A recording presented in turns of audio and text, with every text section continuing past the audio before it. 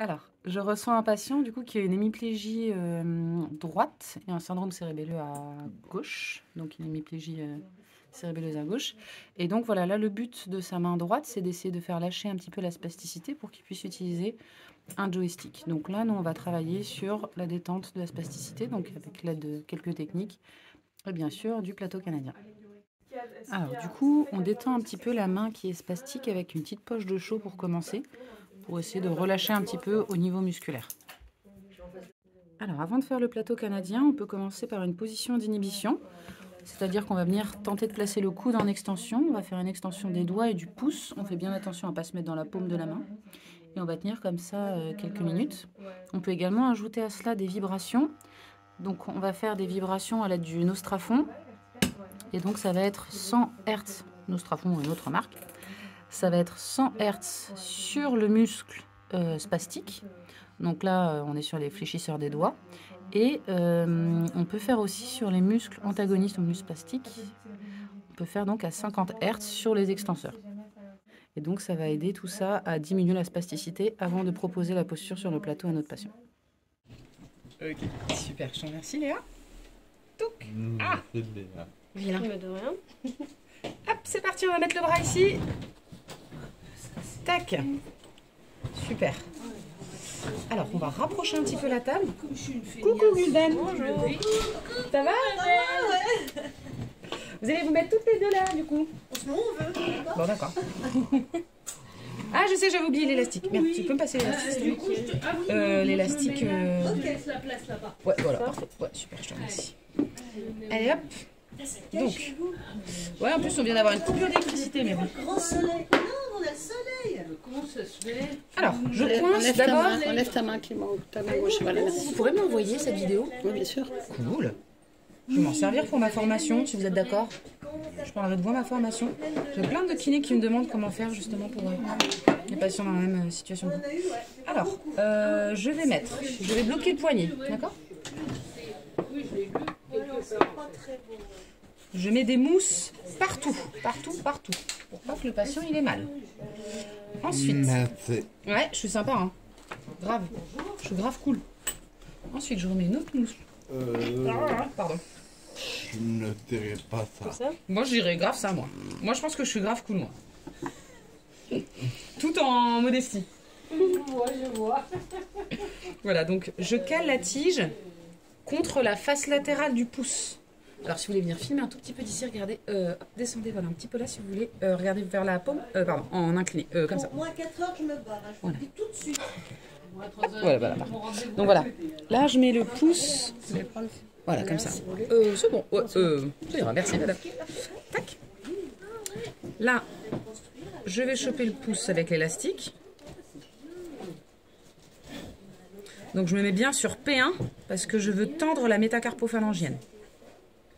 Donc je me mets sur la première phalange ici. Oui, Tac. Je redresse ça. on est dans les 3 mois du ramadan. Ça y est, on y arrive. Mon père qui jeûnait, j'aurais su. Voilà, donc là, ça empêche au pouce de descendre. Maintenant que j'ai bien stabilisé le pouce, je vais pouvoir emmener les doigts en arrière. Donc, je me mets au niveau des IPP, c'est-à-dire de la première articulation ici. Et je viens emmener les doigts en arrière comme ça. Est-ce que ça va, monsieur? Oui. Ça fait pas mal? Non. Alors ça, c'est bien. Voilà. Ça va? Je mets une mousse devant mes tiges, comme d'habitude, pour pas faire mal à la main, parce que ça pousse fort en plus, donc pour bien amortir. Hop. Et là, je vais mettre mes tiges, du coup, vous voyez bien là, du coup, voilà, je vais mettre mes tiges ici devant. Ouais, parfait, voilà. Hop. Et là, je mets les tiges ici. Parfait. Voilà, là où dessus. Oups. Ouais, pardon. Voilà. Donc là, j'ai bloqué comme ça. Là, je peux tirer un petit peu plus sur les IPD. Et il va falloir que je vienne bloquer aussi l'avant-bras en haut. Merci, madame. Et je viens bloquer le coude en haut pour que le poignet reste en légère extension. Et ensuite, je vais venir rajouter des tiges ici. Si c'est possible, je peux.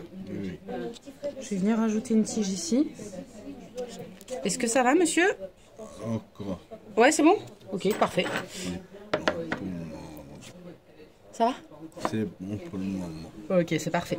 Et là, je pense que je peux rajouter une petite miette juste ici. Ça va ou pas? Si je rajoute un tout petit peu là. Donc là, je vais mettre un petit boudin fin ici pour faire un léger arrondi au niveau des doigts.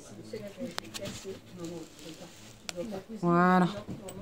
Et là, on va attendre un petit peu que ça finisse de se détendre. Et après, on essaiera de rajouter un petit peu plus d'extension au niveau des doigts.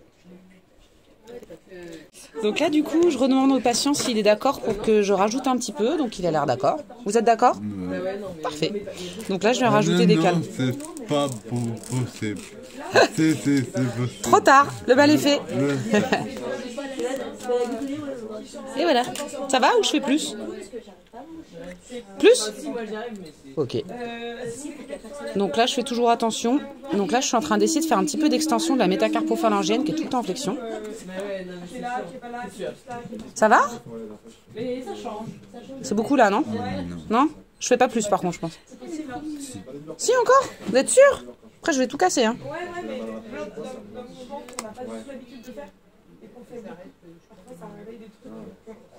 C'est bon. C'est bien là, je pense. Hein. Pardon, excusez-moi, madame. Hop. Donc là, voilà, on voit quand même qu'il y a une bonne extension des doigts là. Hein. C'est top, hein. Vraiment, c'est super. Parfait. Souriez, vous êtes filmé exactement. Allez, c'est parti. Très bien, c'est parfait. Voilà. Et surtout, respirez bien. Centre 5 et 6, ça va? Des fois, il y a des corps. Un dernier? C'est un tube et le petit. Ok, super. Bien. Mais alors là, ok. Allez, on y va. Et on souffle. Ouais, c'est trop fort. Trop bien, bravo. Félicitations.